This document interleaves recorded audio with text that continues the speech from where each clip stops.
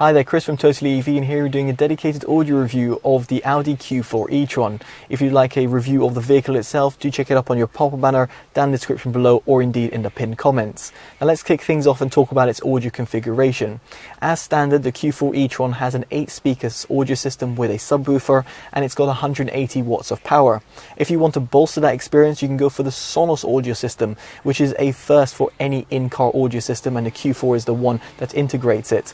Now here, that's the model that we have on review. It's got a 10-speaker configuration instead, and it outputs 580 watts. Now here at the front of the cabin, you've got a center speaker, you've got tweeters found within each of the A-pillars, and a woofer driver found within the doors. At the rear, you've got woofer drivers and tweeters found within each of the doors, so therefore taking the total tally to 9, and then the 10th speaker is the subwoofer that's found in the boot. Now for you to interact with the audio drivers, you can do so through the infotainment system, and here it's quite a shame that Sonos or Audi haven't implemented a mid and high frequency adjustments, instead lobbing these two in the treble EQ. Here as such, I've only adjusted one notch on the treble EQ, taken one off the bass, and then added a few notches to the subwoofer EQ.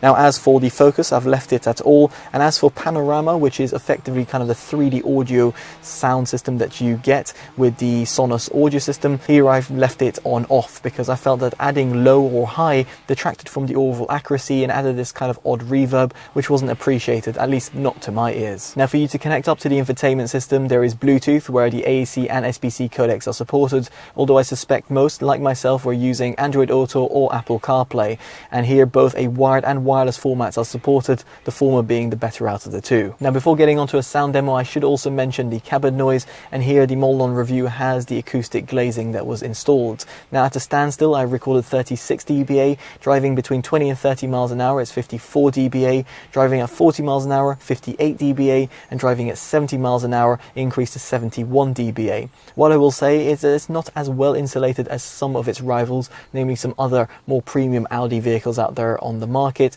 However, in the grander scheme of things, it's perfectly fine. You do hear a little bit of road noise creeping in from the tires and a little bit of wind deflecting off the A-pillars. So with all of that said and done, let's get onto the audio demo. I'll be placing the camera and microphone in 4 separate positions throughout the cabin, and I know it's not quite ideal as it's compressed over YouTube and using my microphones, but it'll give you a little bit of a taster as to how the audio system performs. The song we'll be using is from Priya J. The song is called Falling. If you want to hear it for yourself or purchase it, it'll be down in the description below.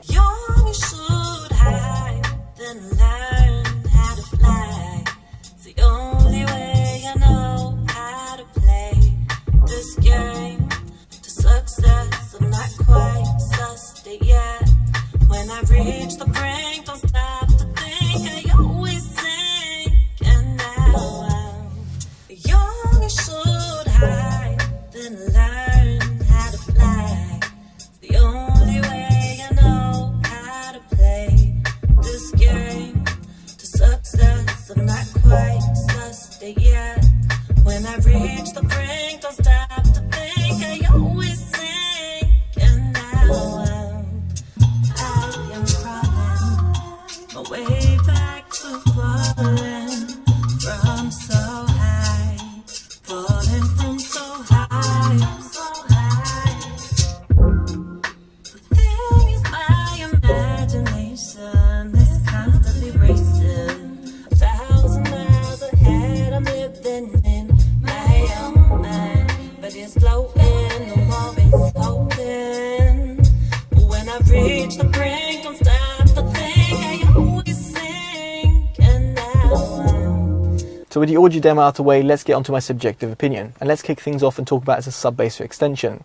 Now here I do find that in comparison to other audio systems that do not have a dedicated subwoofer, of course the Sonos audio system does do a much better job of providing a little bit of low-end grunt. However, in comparison to audio systems that do have a subwoofer, be it from let's say the Bowers & Wilkins or B&O systems that you can find out there on the market, or even Harman Kardon, what you'll find is the Sonos audio system just doesn't prolong as much through that 30 Hz region and below. It just feels a little bit cut off and just made me feel like I just wanted a little bit more. So much so that I EQ'd it a little bit through the infotainment system, and despite that fact, didn't really find that the subwoofer delivered that real low-end rumble. Now as for the mid bass, I did reduce it by one notch through the EQ, but here I felt that it was a little bit uncontrolled at times.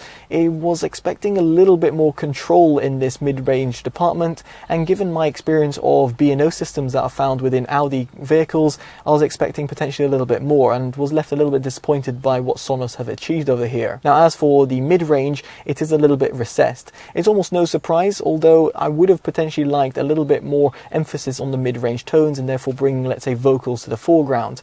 Here, alas, the fact that you don't have a dedicated mid-range EQ and high-range EQ means that when you're adjusting the treble EQ, it is basically shifting the entire frequency range, and as such, if you dial it too much, it'll become too harsh and sibilant at the top end, specifically given the fact that you've got dedicated tweeters at the front and the rear of the cabin. So ultimately, what I'm trying to say over here is that the overall V-shaped sound signature and sort of soft sound signature is a little bit disappointing. Now, on the flip side, the highs are absolutely perfect, both at the front and at the rear of the cabin, given that you do have the tweeters within the doors or within the A-pillars. What you'll find is that the high-end extension is fantastic. It doesn't roll off, and it keeps you quite excited, and it gives you those nice little cymbals at the top end. As for its soundstage, it's also very impressive, whereby the overall width and depth that you get throughout the cabin, which is also bolstered at the front of the cabin given the fact that you do have that center speaker, is very much appreciated. Instrument separation is equally very impressive, again due to the fact that of the driver configuration, it means you do get a nice sort of spatial type of sound, and that is of course without the even panorama option enabled. If you were to enable it, you'll get even more of a airy type of sound, but as I did mention before in terms of my EQ section, it does decrease the overall accuracy of the audio system, and as such might not be something that you'll want specifically if you're into audio. So this brings me on to my verdict. Now, it's worth bearing in mind that the Sonos audio system is integrated as standard within the Comfort and Sound Pack, which comes in at roughly £1,300, and at the time of filming and in the UK, there's no means of adding the Sonos audio system on its own, because it seems to be a £300 option, but it does integrate the Comfort and Sound Pack.